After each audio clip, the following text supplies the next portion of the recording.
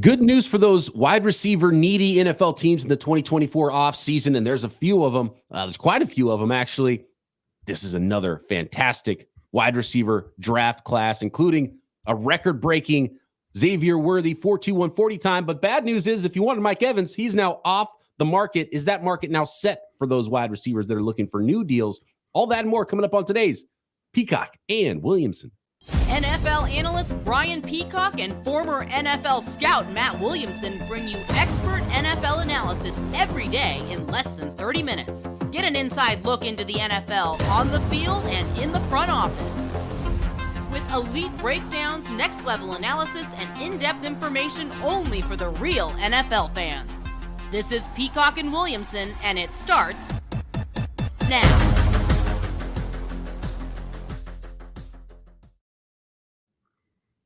Welcome to the Peacock and Williamson NFL Show. Brian Peacock alongside Matt Williamson at BD Peacock at Williamson NFL. Thanks, everybody, for making us your first listen here on the Locked On Podcast Network, your team every day. We appreciate all the everydayers out there, and we always appreciate you subscribing on YouTube and everywhere you get your podcast. Hit the thumbs up there and put your questions in on YouTube, as well as at BD Peacock at Williamson NFL for the this week's mailbag segment. It might be Tuesday, might be Thursday, actually, because I think we got a little special Matt Williamson mock draft 2.0 coming up on Wednesday, post-combine, so that'll be fun. A lot to get to with the combine as well, Matt, because those wide receivers were flying. This is going to be a wide receiver-heavy episode here, but we got to start with the latest news that Mike Evans is not going to hit the free agent market. He is going to stay with the Tampa Bay Buccaneers on a 2-year, $52 million contract, including $35 million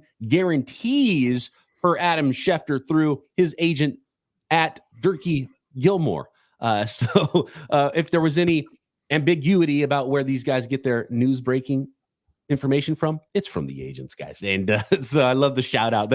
They're not even bashful anymore. They're like, oh, so-and-so prospect and agency is expecting big things, and what a great deal. So I love how they're just like being a little bit more transparent about where they're getting their information these days. If they don't put the agent in there, then you kind of know that maybe something else is going on. But anyway, Mike Evans, it would be really cool, to be honest with you, Matt, if Mike Evans was able to stay with one team his entire career. I love that, just for historical sake. When you look back at a team, you attach a player to a team. And Mike Evans is just Tampa Bay Buccaneer through and through now, and I love that he's going to stay there. Me too. I mean, it's one of the greatest Bucs of all time. I think he's a Hall of Fame receiver. I mean, 1,000 yards year after year, maybe his best year, one of this past season. So he's still playing at a very high level. He's obviously very comfortable being there. I thought he might want to try the Bills or the Chiefs or somebody that's more contender-ish, but I love it. And I love when players don't go somewhere at the end of their career. Willie Mays with the Mets, O.J. Simpson with the Niners, I mean, that kind of stuff just leaves a bad taste in my mouth. So really, it's the first domino to drop of the non-franchise guys of big potential free agents to be. And I'm sure they've been in talks for quite a while. It's great. So $26 million, $35 guaranteed. Do we just write it in pencil right now that all the other receivers that are looking for new deals are going to get $26 million per, with about $30 to $35 million guaranteed per 2 years? So 4 years with $60 million guaranteed at $25 million per year for Michael Pittman. Is that what we're looking at? Like, is it going to be that easy this offseason, or do you see some funny business happening with some of these wide receivers and maybe some holdouts on the horizon? Yeah, I just pulled up a free agent receiver list so I don't miss any, but I think Pittman is either 1 or 2, other than Evans. I mean, I think they're the top 2 in the free agent market. He's definitely going to get the tag. Does that mean he's, just kind of stuck under the tag? And T. Higgins would be 3 for me. I don't know that either one of those guys gets a long-term deal, Pittman or Higgins. You have any thoughts on that in the meantime? So with the tag being able to be applied to hit Pittman and Higgins, and clearly a team wants to do a long-term deal because they can change the first year cap number down from whatever that, because instead of, I don't, do you have the numbers offhand what that franchise number is? I think it's like 21 off the top of my head. Right. I know we went over it last week. That's less per year than what these guys would get on a long-term contract. But of course, teams like to be able to structure things a certain way. So it's not a $21 million cap hit right away this year. So they have other means to operate and do the other things they want to do in the offseason. So I could see it going both ways, whereas you're like, well, look, here's a franchise tag. Why would we give you more than $21 million per year? Because we can just give you $21 million this year, and we'll do it again next offseason.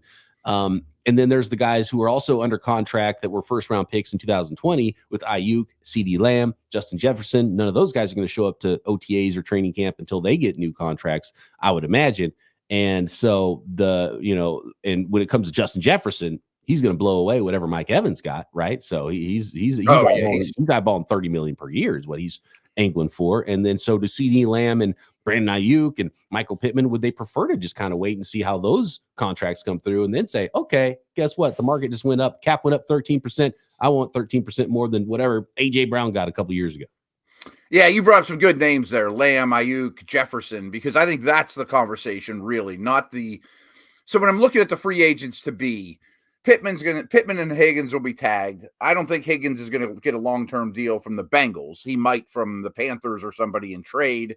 Maybe the Colts, extend Pittman to a 2-3 year deal. They have the money, a young quarterback-friendly guy. But the other receivers in free agency, Calvin Ridley, Marquise Brown, they're not that level to me. I don't think they'll get Evans money. No, but they're going to get a lot of money. Yeah. And maybe what teams view as too much money, and we see this every offseason, right? Because what you think the market is, guess what? It's going to be bigger. And so the Jaguars might be sitting there thinking, well, gosh dang it, we don't want to pay what Ridley's about to get in free agency. Agreed. But if we want one of those other receivers, now we're ponying up pick number 17 because we got to replace Ridley and they need a wide receiver and they might want to get better than Ridley anyway. And they might see Pittman or Higgins or Ayuk as one of those avenues to do that. And they would have to drop number 17 potentially. And most likely none of those teams are doing it without that first rounder being involved from the Jacksonville Jaguars. And so my question becomes, Matt, with another great wide receiver class year after year after year, still so many teams in the cold open. I mentioned how every single team still needs wide receivers. So we still haven't hit the point of wide receiver scarcity yet. Tipping in the other direction, even with awesome wide receiver classes every year. But might we see teams like the Jacksonville Jaguars say, why would we screw around in this market with $20+ million guys and giving up first round picks when we can just kick back and wait for Brian Thomas Jr. or Texas kid or whatever, and just draft those guys. So that'll be fascinating to me to see if those teams just sit back and say, man, this is another fantastic wide receiver class. We're not going to go crazy. We're just going to draft one of these guys. That's what I think is going to happen. Is I think Justin Jefferson will set the market. You mentioned 30. I've heard even 33, which is insane, but the cap went up like crazy. Yeah, right. And I think Lamb will come in right in after that. Ayuk's going to be in that neighborhood more than Evans. But I do think, and we've seen a little of this the last couple free agency classes, that the middle-class free agents, the Gabe Davises, I'm not sure if Ridley's in that conversation or not, but the Gabe Davises of the world aren't going to get quite what they want. No, I don't think they will. It's the guys who are still at the top of the actual free agents that make it to free agency. Mm-hmm. So the Ridleys of the world make out big time. We saw Christian Kirk a couple of years ago. We was like, wait, he got what now from the Jaguars, ironically, because they had to overpay, and he was the best guy that was going to be available because nobody else actually hit the open market. And so when you look at the tags for Higgins and Michael Pittman, and now Mike Evans is off the market, where's the top of the free agent market? Those guys are going to get paid off. But then after that, teams are going to be like, yeah, we're not going to do that for the next guy. So you're right. The middle class starts to disappear and they say, we're going draft. So it's either we're paying the most we can for the best guy that's available for us, and we're going to try to secure this right now, or we're going cheap and we're going into the draft. That's my thoughts as well. Is the middle class, the lower class, you might get some bargains. Because as we're going to talk about, this receiver class is bonkers. I mean, everyone knows about the three at the top. But, I mean, I think there's, 15 of them so that you would just love to have. I mean, all shapes and sizes. It's great. I don't know offhand what the record is, but 10, 15 half of the first round could be wide receivers this year. And there's a lot of of offensive tackles. It's going to be a really offense-heavy first round because offensive linemen as well. There's a ton of them. But there's so many wide receivers and offensive linemen that we're going to break this up into 2 separate episodes. We'll get into the offensive linemen and, maybe some tight ends. It might creep into this conversation. But, quarterback, not much to talk about from the combine. Running backs as well, but this is all about wide receivers today. Let's talk about the combine. What does that rookie class exactly look like, and who shined at the combine, and which prospects are we going back to the tape? Because, wow, some of the workouts, including Xavier Worthy's record-setting 40 time, coming up next.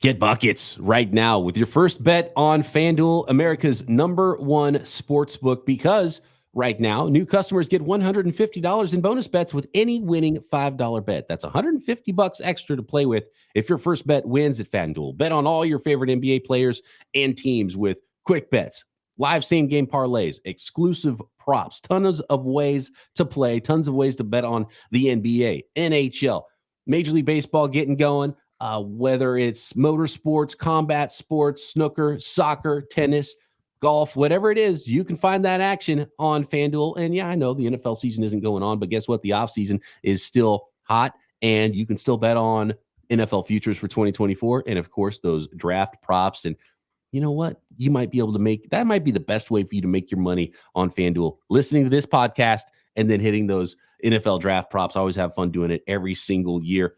And of course, that NBA action is ongoing currently. Every single night. Just visit FanDuel.com/lockedon and shoot your shot. FanDuel, official sportsbook partner of the NBA.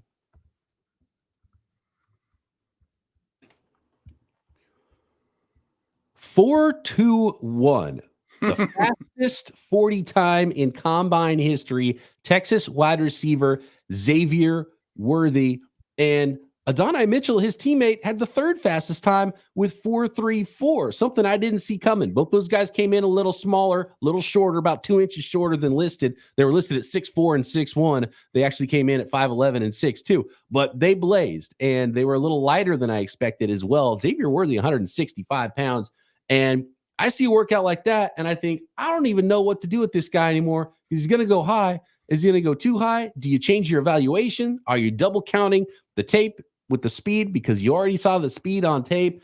I've got some numbers with fast guys and small guys I want to talk about in a minute. But when you watch them play, the speed plays on tape, and then you watch them run, and you think, man, what a weapon this guy could be in the right offense. 4.21, he was blazing easy speed for Xavier Worthy, Matt. Really impressive. I mean, it was fun to watch. Like, I had the combine on all weekend, and my wife cares so little about it, but she'd often be on the couch nearby. And I'm like, hon, watch this. Like a couple times I was like, just look at this. Look at Mims from Georgia, hon. I mean, have you ever seen any human being look like that? I'm like, look, watch this guy wearing the 40. She's like, wow, that looks different. I haven't been paying much attention. Like, yeah, I mean, look at his strides and his explosion. And I mean, someone that couldn't care a lick was like, wow, that's kind of impressive. And it really was. And I loved how he celebrated and how he got super into it. And, he ran a 4.25 and easily could have rested on that. And the second time he's like, I'm down at this weight and I'm here for one reason, is the way I got it with him, is he's never going to be 190 pounds, but I think he was in sprinter shape to get there for one reason. And are we going to double count it? In this case, I kind of want to 1.25 count it. Like, I knew he was fast. I didn't know he's the fastest human I've ever seen, It's so fast that you're saying, please don't let him go to the Kansas City Chiefs. You know what I mean? It's like one of those things where it's like, big time. I could see it going a lot of directions, but if he gets in the right spot that utilizes that speed, it could be trouble. And yeah. Even if he doesn't catch passes, he just runs fast down the sidelines, But what are they feeding the guys at Texas? And that's a huge track school, by the way. So maybe it's a thing where they have an advantage of 0.05 on all their 40 times because they get the best training in the world for the combine because they're at this amazing track school in Texas. I don't know what it is, but both those guys went. Both those guys, especially. Actually, let's go to AD Mitchell really quick because I think he's the better player. Well, the scouting report doesn't change for Xavier Worthy. But when I watched right. Mitchell, I would have guessed he was somewhere near 4.5 flat. He does not play to 4.35, and at least consistently. And he is so inconsistent on tape because sometimes you're like, ooh, love that. He'll moss guys, great in the red zone. He's actually got some ability to uncover underneath, but he's running these routes that just kind of like one speed. And you're like, there's definitely not 4.3 in that route. And so he throws down this time, 4.34, and you're like, well, I don't even know what to do with that now because you don't see that on tape. But if you could get that out of him consistently, and there's times where it does show up, I think AD Mitchell is going to be the most difficult wide receiver to pin down. So I think he's going to be all over the place on all these teams' draft boards. Some teams are going to have him ahead of Worthy. Some teams are going to have him behind Worthy. He's got size and athleticism. Teams are going to love that. But there's other guys with size and athleticism too, like LSU's Brian Thomas Jr., who went just a little bit faster with 4.33 while being just a hair taller and heavier as well. It's just under 6'3", 209 for Brian Thomas Jr. out of LSU. So just a fascinating class in a lot of different shapes and sizes and a whole lot of speed for a lot of these guys. Yeah, it's funny you brought up Thomas because those are the fastest three, wide receivers in the 40. And I fear a little that Worthy and Mitchell, back to what you're saying about the track team and background and how good they are at Texas, that they might be better testers. I think they are better testers than they are prospects. I think Thomas is every bit the prospect that he tested, which is great praise. I mean, I think Thomas is, I don't want to say he's close to the top three, but I think Thomas is closer to the top three than he is whoever you want to put at number 5. I'm glad you said that because I was thinking the same thing. If we're looking at who wide receiver 4 is, it might be Brian Thomas Jr. from LSU.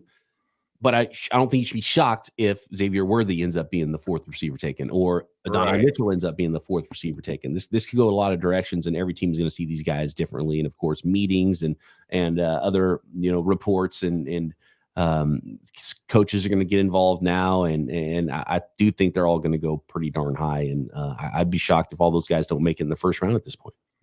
I agree. I mean, we know people get enamored with speed and scores. I think that would be a mistake to take Worthy or Mitchell over Thomas, but I get it. I mean, there are dangerous, rare traits that they have. But boy, I mean, we could get into some of these other guys too. Day 2 is loaded. I mean, Walker saves us. I mean, that's probably our third segment. But man, it's top heavy and it's deep with this wide receiver class. Really quick though, I want to talk about the caveat of what we're talking about with wide receivers and fast guys, and just to because it's so fun and you're like, oh my god, get this guy on my team, 4.21 40. I can't wait. This will be super fun. Let me break it down for you. And this is and I'm glad Scott Barrett did the work here at Scott Barrett DFB on Twitter. The fastest wide receivers in combine history. I'm gonna list a bunch of them. So hold on. So including Worthy now, the top 30 fastest combines or 40 times in combine history. 7 of those guys have been round 1 picks. 19 of them were picked on day 2. Take a guess, Matt, at how many of those wide receivers had 1,000-yard receiving seasons in their NFL career of the top 30 fastest wide receiver times in combine history. 6. 1. Santana Moss is the only one. This is pretty phenomenal. So let me read them off for you. We got Xavier Worthy now, 4.21. He's number 1 on the list. Okay. You got John Ross, Dre Archer, Henry Ruggs, Marquise Goodwin, Dante Stallworth, Jacoby Ford, Tyquan Thornton, Jerome Mathis, J.J. Nelson, Darius Hayward-Bay, Mike Thomas, Yamon Figures. Remember Yamon Figures? Harris Campbell, Velus Jones, Curtis Samuel, Clyde Gates, Andy Isabella, Tyquan Underwood, Deion Butler, Travis Benjamin, Aaron Lockett, Tyler's little brother, Santana Moss, the only guy who had 1,000-yard receiving season on this list, ran 4.31 back in 2001. You got Chad Jackson, Jason Hill, Troy Williamson, Lewis Murphy, Tim Carter, Will Fuller, and your guy Calvin Austin, who just had his second season. Nice player. He was a early 4th round pick. Most of these guys went in on day 1 or day 2 that are on that list. Calvin Austin ran 4.32, and then now right after that, you got 4.33 and 4.34 with Odunze Mitchell and Brian Thomas Jr. But it's insane to think that that many of the fastest guys, it's almost discounting if they run that fast. There's something about your biomechanical makeup that you can't be a good wide receiver in the NFL, Matt. It is wild. It's not only like just a little bit of a coincidence. So it's like, yeah, it doesn't mean anything. It almost means you're not going to be good if you run that fast. That's interesting. It's super interesting. First of all, that's shocking. I mean, I guess 6, so I was far off.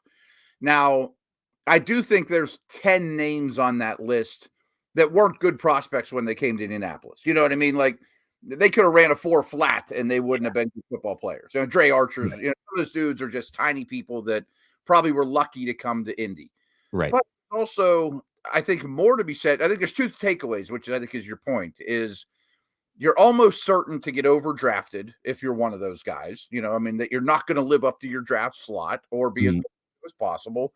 And then when you said like the biomechanics, I'm like sitting there thinking, are we asking a dragster, like just a salt, those things that go on the salt flats or whatever, exactly, records, they wouldn't do well in NASCAR. Not made the turn. Right. Yeah, and I want my receivers to be NASCARs. Or F1 up a little bit. Yeah. Right. Yeah. But it's phenomenal when I saw that list, because I already knew, because we go through it every year and I talk about it, and it's not that different for cornerbacks, by the way, either. But it's crazy. There's not like a standout receiver in the history of the league that ran 4.2s ever. That's the best one on the list is Marquise Goodwin, had some nice seasons. Dante Stallworth. I was actually surprised Dante Stallworth never had a 1,000-yard year. So a couple okay players. You can be an okay player, and there's some fine players on this list. But I mean, you're drafting a guy in the first round that ran 4.2s. You're expecting to get 1,000-yard receiving from 1,000-yard season from this guy at some point. Yeah, no, that's nuts. I mean, Ruggs we could throw out, obviously, but that's just one of 30. And most of those guys are just bad players. But the ones, that's my point. I mean, I think that's all of our point is don't overdraft these guys based just on that number. And then another caveat, and this sounds like I'm crushing Xavier Worthy. This is just the voice of reason on a Monday after the combine to just remind everybody to calm down a little bit because of these workouts in shorts and what it actually means to be a great football player. Being 165 pounds is an extreme outlier as well. There's very few guys that are his weight. And like last year, Tank Dell looked good, and it's not impossible again. But when you combine those two things, it's like historically, you should be shocked if Xavier Worthy's a great NFL player almost. If you're just looking at those two factors of being 165 pounds and running 4.2, he'll be the first guy ever that's been both of those things and been good. Like no one in the draft room is going to have a red flag next to someone for running a 4.2. Of course, it's not it's not like having a bad knee or medical reject, Right. It's not like he's an axe murderer and he runs a 4.2. Right. But I do think the weight is a massive, massive red flag. And coupled with let's not overdraft because he runs a 4.2, history's not really in his favor. Right. So the teams that are like, okay, we're not going to double count the speed. The tape grade is the tape grade. We know he's fast. We like him a lot. Another team's going to draft him higher than that. Probably. Yeah. But do you think he gets to the Chiefs at 32?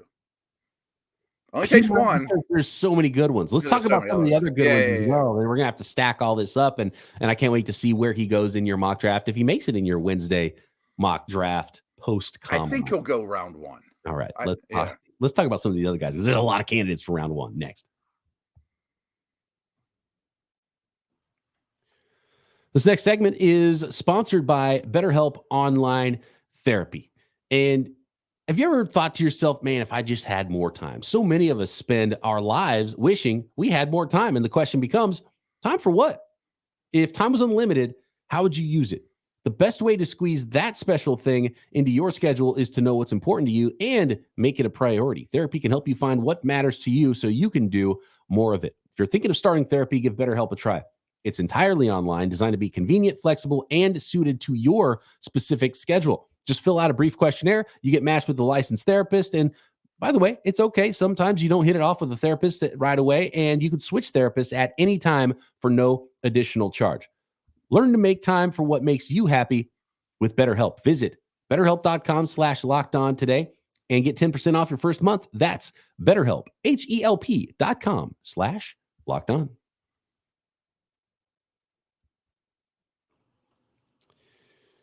All right, here we go. We've only talked about 3 of these wide receivers in the combine, and then there were so many that were going crazy there. Can we talk just for a second, though, about the Florida State guys?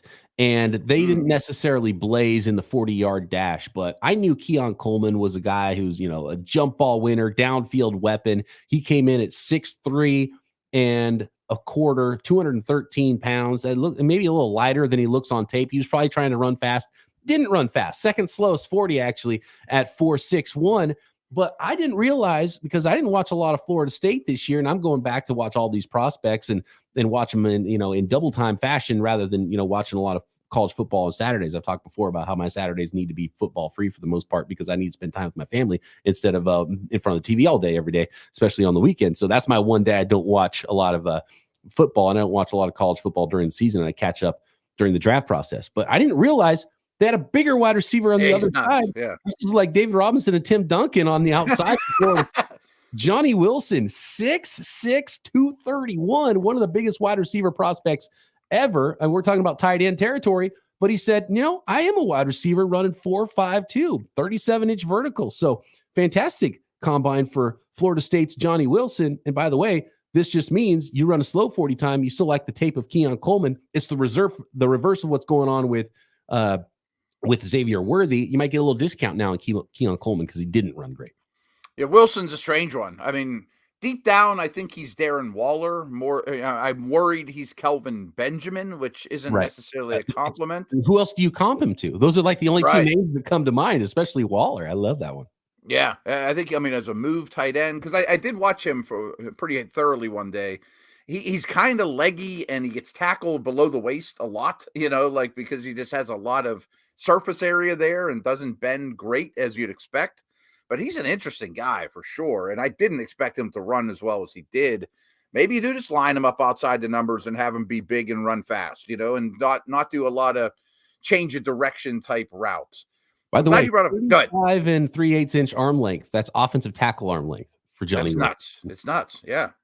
Coleman, I had some reservations coming in, but his jumps were good, as you mentioned. 4.61 isn't bad. I mean, he's a big receiver.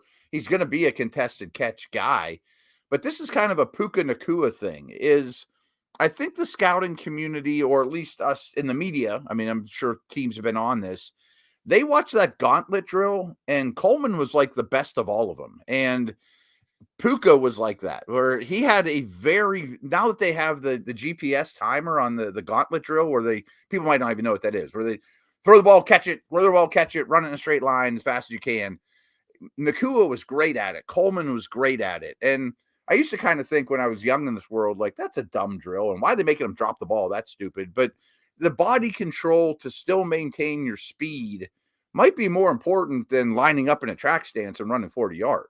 Body control, focus, you're catching balls over and over, and they're coming in different spots, and you got to move your body around while trying to stay in a straight line. And you see the overhead where some guys are, running wavy routes. And Keon Coleman got to 20 miles an hour running that. He's running straight down there, confident hands. And by the way, 1.54 10-yard split was as good of a 10-yard split as guys like Xavier Legette, who ran 4.39, and Devontae Walker, who ran 4.36, had equal 1.54 10-yard splits, and he had a 38-inch vertical, 10.7 broad jump. So some good athleticism on display as well from Keon Coleman. So he didn't run fast, but I think people didn't expect him to blaze anyway.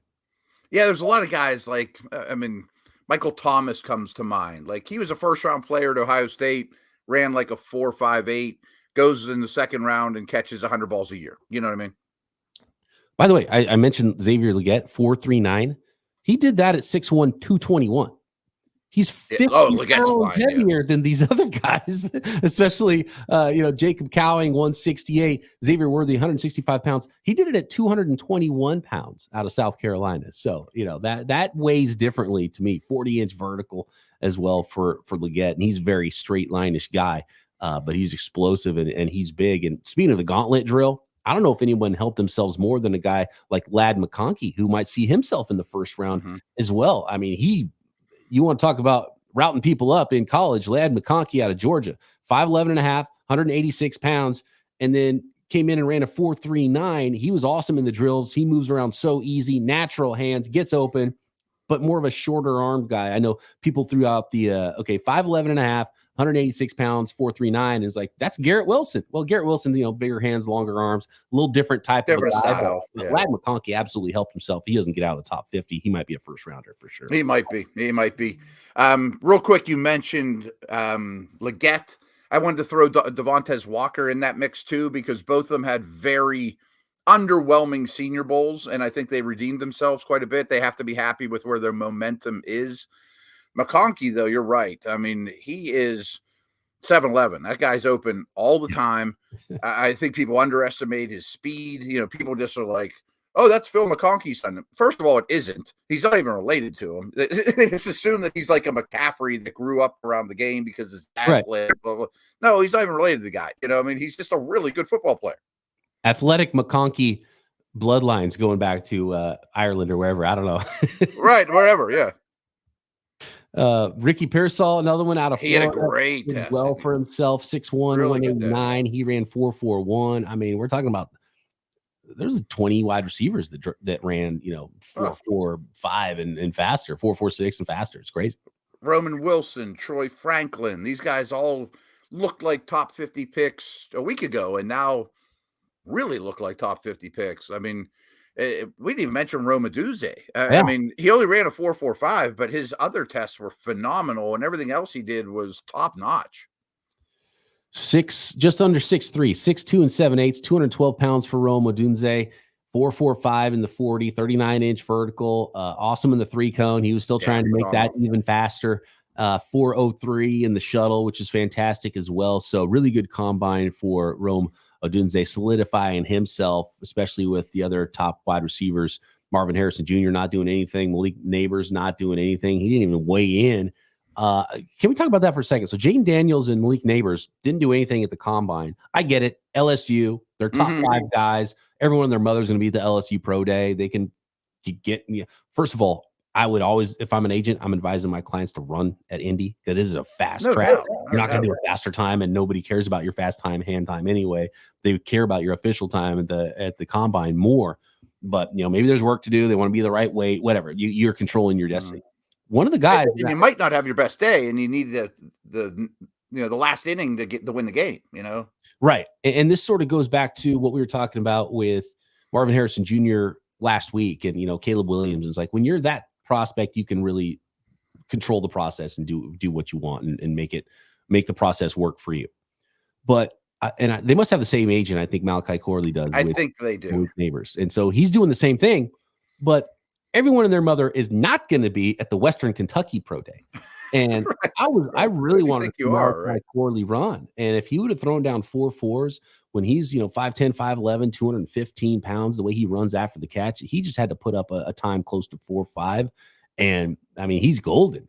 And again, another top 50 guy, I think, and he falls behind a lot of these players. And so that one's really a head scratcher. I get it for the top 5 guys, but Malachi Corley trying to fight to get higher and get into the second round. And, he might be close to the third round if he falls behind all these guys, which today he has. The competition's just so steep for those guys that if you just stumble, just stub your toe once in the process, it could cost you a whole round. It could cost you 30 picks, 50 picks, because these receivers are going early and often. So, I'm with you. Maybe there's some slight injury or illness or something we didn't know about, but other than that, you can get on a scale. You just got weighed. Why would you just be like, nope, I'm not doing anything? Like, I get it with a top 5 guy, but Malachi Corley, that one's a real head scratcher. And I've heard him in interviews. I love Malachi Corley. I love the tape. Hopefully, he falls even further and ends up on my Niners because he's this year's next Deebo Samuel. And there's always one. There's always one. It's Malachi Corley this year. They usually aren't the next Deebo Samuel, by the way. I don't know if you have any more notes on any of the wide receivers from the combine. My last one is, you just mentioned McCaffrey, Luke McCaffrey. He bested his brother. His brother was 4.48. He got a 4.46 official. Quarterback turned wide receiver at Rice. Luke McCaffrey, 6'1.5", 198 pounds. He's got those athletic genes.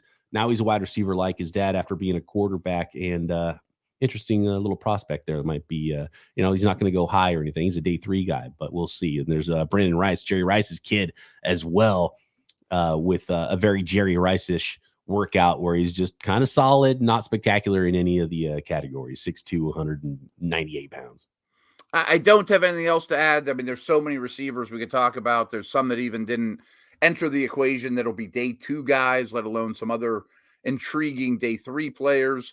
But I do think it's a little odd, and this is true at like every position.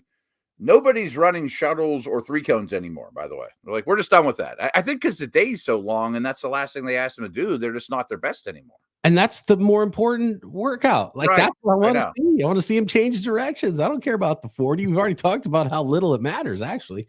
And so I'd love to see that, especially with the offensive linemen. We'll talk more about the offensive linemen and the shuttles in the 40s, actually more important for the big guys than they are for the fast guys, in my opinion. And we'll have it all covered for you. Get us your questions at BD Peacock at Williamson NFL, or drop a question in the YouTube comments as well. Ton to get to. Wrapping up the combine.